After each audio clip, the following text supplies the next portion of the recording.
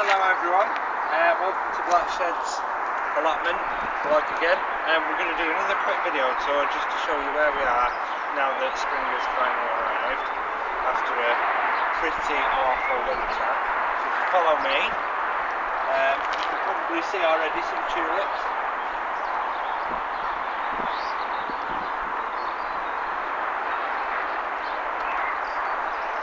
A lot of them have already gone over. But like here we have got alliums ready to take over.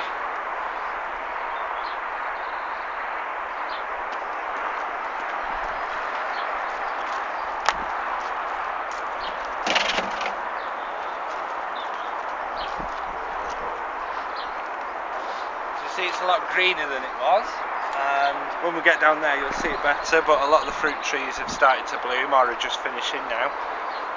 So hopefully we'll have some fruit set. Over here is one of the areas where we've done potatoes, so as well as in the ground over there, we've got them in the tub, a nice big tub. You can see the little hillocks. And the wild garlic is out down there.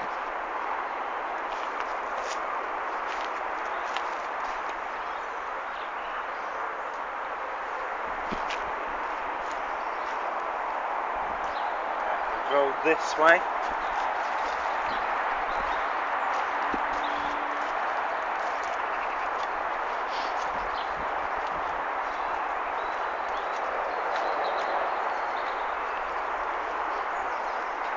And then from here you'll be able to see better the sort of little alleyway of tulips that we've done, that we've put lots of pictures up on the blog about.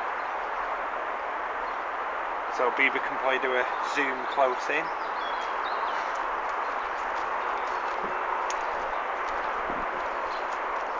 And get right in there, down at the level of the tulips.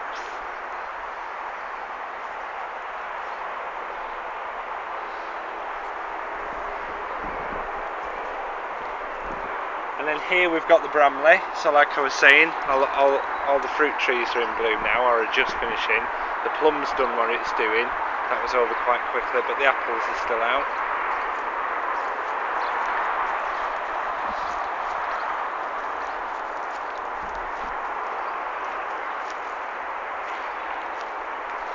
It needs a bit of weeding, but the garlic's in there.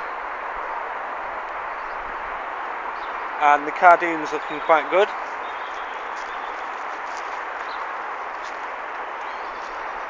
And even though it's a bit blown over, the kale, curly kale from last year, looks quite good.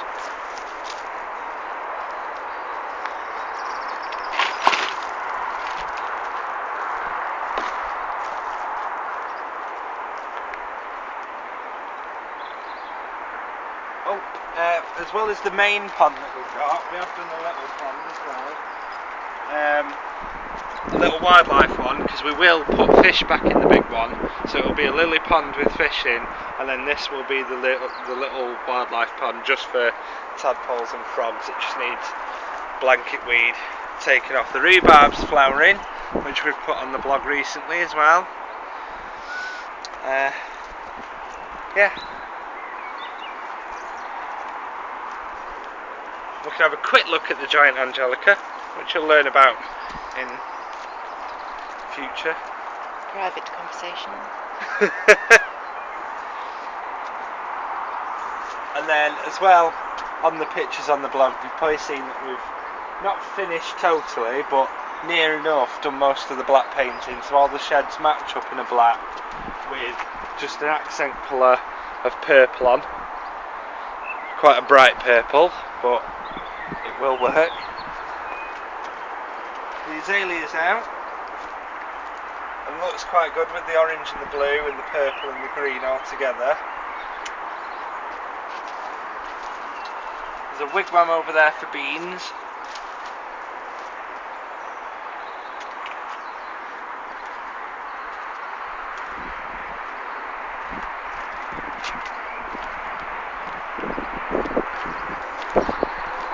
So a quick look at the main pond.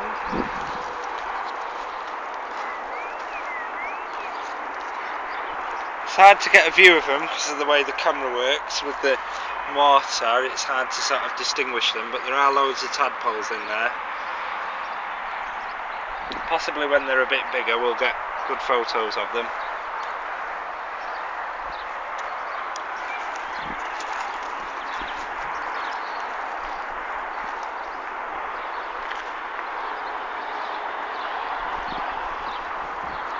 And then over here is where we're keeping everything that we're growing on.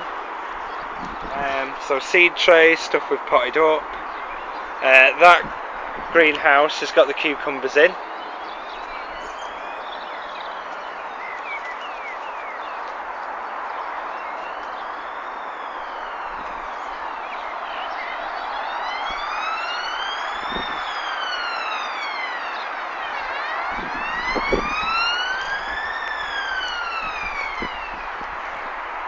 Over here is the asparagus bed, which we've lost some asparagus in, but then managed to plant some more up, and then give it a really thick mulch of bark, because we need to try and keep it as weed free as possible this time. And the big branches in there are for support for when they come up, because they can be quite brittle.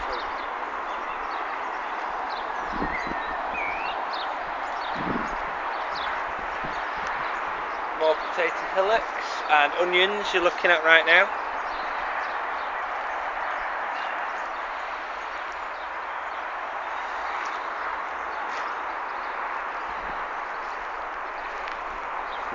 The medlar's doing quite well. That should start getting quite big soon.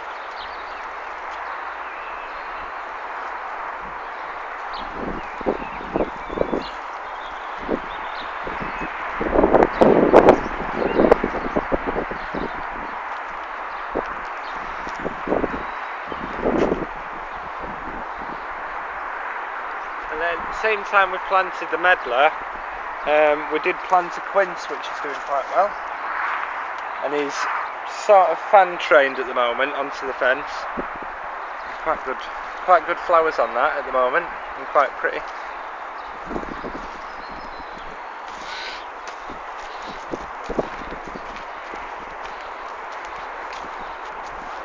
There's the early sprouting purple broccoli, which is not bad, very little tender stalks, but not really what it should be, because they got quite badly eaten, we think, by pigeons, but we never saw them doing the damage.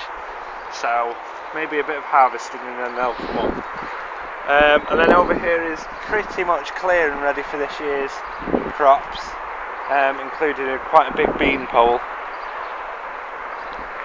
as well as the apples along the fence.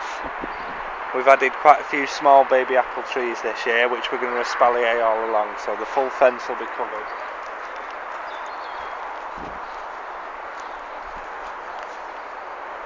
As well as the strawberries leading down either side of the path with a small hornbeam hedge to separate them from the main veg bed. So it doesn't look its best yet, but once it starts getting established, that'll look quite good, with a nice big patch of poppies.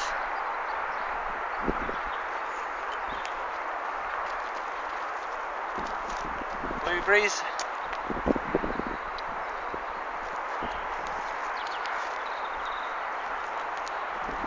One of the Aquilegia we've got there.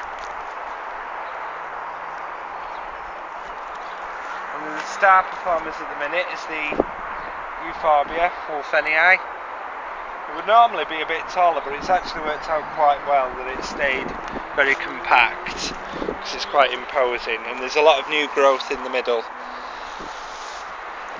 So it should just keep getting bigger and bigger. At the back there's a tall perennial bed, so we're just going to try and keep in there at least fairly tall perennials, hopefully add some quite big ones, so that it provides a step down towards the lower stuff, because this main area is mostly fruit bushes intermixed with some other things, mainly poppies, and then also we're going to slot in quite neatly as many annuals as we can without it being too crowded. Garlic again over there, and again, some fruit, but this area is also a lot of herbs. So we've got 2 good sized sage bushes, lemon balm in the middle, chives, bronze fennel, and a good patch of teasels at the end, which will get quite tall and give quite a good architectural eye point.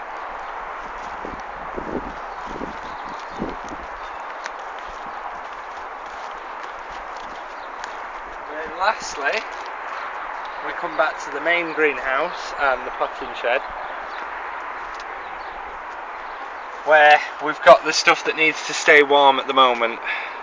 Even though it probably won't get frosty at any point, we'll keep the tomatoes as warm as possible because they've still got to fill the new pots. They've been potted up, and there's other things in there like the squash, because they'll need a bit of extra heat to germinate.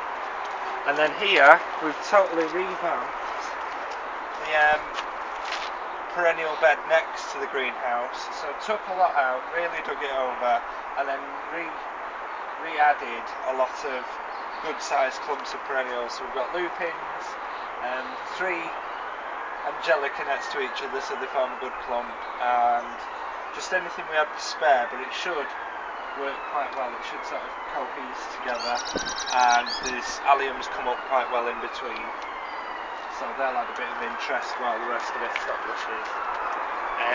And then on this small bit we've got the plum at the back, but then to liven it up a bit we've got the ornamental acer in there, which looks quite good against the black background, and the grapevine, which should cover the roof of the potting shed. Nice big green leaves against the black and the purple, should look quite good. And also the ornamental rhubarb, Rhea Mace of Hearts, which has got that sort of dark purplish tone to it.